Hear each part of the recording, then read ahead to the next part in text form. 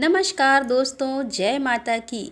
आज शारदीय नवरात्र के दूसरे दिन माँ दुर्गा के ब्रह्मचारिणी स्वरूप की पूजा का दिन होता है। बता दें कि ब्रह्मा का अर्थ तपस्या से है। माँ का ये रूप अपने भक्तों और सिद्धों को अनंत फल देने वाला है। इनकी उपासना से तप, त्याग, वैराग्य, सदाचार और संयम की वृद्धि होती है। शास्त्रों में ब्रह्मचारिणी का अर्थ तप की चारणी यानी तप का आचरण करने वाली बताया गया है। देवी का यह रूप पूर्ण ज्योतिमय और अत्यंत भव्य है। इस देवी के दाएं हाथ में जप की माला है और बाएं हाथ में यह कमंडल धारण किए है। चलिए जानते हैं इनकी कथा के बारे में। दोस्तों, मानता है कि पूर्व जन्म में इस देवी ने हिमालय के घर पुत्री के रूप में जन्म लिया था और नारद जी के उपदेश से भगवान शंकर को पति के रूप में प्राप्त करने के लिए घोर तपस्या की थी। इस कठिन तपस्या के कारण इन्हें तपशारिणी अर्थात ब्रह्मचारिणी नाम से अभिहित किया गया। 1000 वर्ष तक इन्होंने केवल फल फूल खाकर बिताए और 100 वर्षों तक केवल जमीन पर रहकर साग पर निर्वाह किया।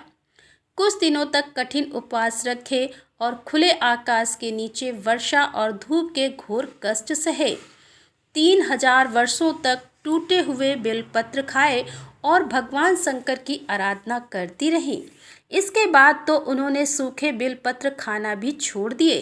कई हजारों वर्ष तक निर्जल और निराहार रहकर तपस्या करती रहीं। पत्तों को खाना छोड़ देने के कारण ही इनका नाम अपर्णा नाम पड़ गया। कठिन तपस्या के कारण देवी का शरीर एकदम क्षीण हो गया। देवता, ऋषि, सिद्धगण, मुनि सभी ने ब्रह्मचारिणी की तपस्या को अभूतपूर्व पुण्यकृत बताया, सराहना की और कहा कि हे देवी, आज तक किसी ने इस तरह की कठोर तपस्या नहीं की। यह तुम्ही से ही संभव थी। तुम्हारी मनोकामना परिपूर्ण होगी और भगवान चंद्रमौली शिव जी तुम्हें पति के रूप में अवश्य मिलेंगे। अब तपस्या छोड़कर घर लौट जाओ, जल्द ही तुम्हारे पिता तुम्हें बुलाने आ रहे हैं। माँ के द्वारा की गई तपस्या का उल्लेख गोस्वामी तुलसीदास ने भी श्री रामचरितमानस में कुछ इस तरह से वर्णित किया है। कछु दिन भोजन बारी बतासा, कीन कछुक दिन कठिन उपवासा। माँ ब्रह्मचारिणी इस प्रकार की कठिन तपस्या व व्रत से देव समुदाय सहित साक्षात ब्रह्मा जी प्रसन्न हुए। फिर उन्हें स्वयं शिव को पति के रूप में पाने का वरदान मिला, जिससे भगवान भोलेनाथ की अर्धांगिनी बनने का अवसर मिला। इसीलिए इन्हें ब्रह्मचारिणी के नाम से पूजा जाता है। माँ ब्रह्मचारिणी देवी की कृपा से सर्व सिद्धि प्राप्त होती है।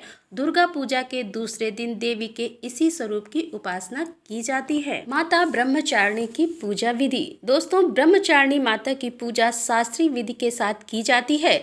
शुद्धता के साथ पूजन करते हुए माँ को स्नान आदि करने के पश्चात अक्षत, रोली, चंदन, धूप दीप चढ़ाना चाहिए। माँ ब्रह्मचारिणी की पूजा अर्चना में फूल का प्रयोग सदैव करना चाहिए।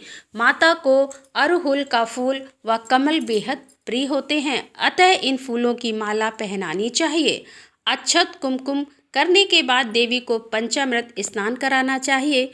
दूध, दही, शक्कर, घृत व शहद से स्नान कराने के पश्चात व देवी को प्रसाद अर्पित करना चाहिए। आचमन करने के बाद पान सुपारी भेंट कर इनकी प्रदक्षिणा करते हुए कलश देवता की पूजा करने से दोगुना फल मिलता है। इसके बाद नवग्रह पूजा करनी चाहिए। घी व कपूर से बने दीपक से देवी की आरती करनी चाहिए। अपनी सामर्थ्य अनुसार ब्राह्मणों द्वारा घर पर दुर्गा सप्तशती का पाठ करवाने से माता प्रसन्न होती है। माता ब्रह्मचारिणी के संपूर्ण पूजन को भक्तिभाव से करने से माँ की असीम अनुकंपा प्राप्त होती है।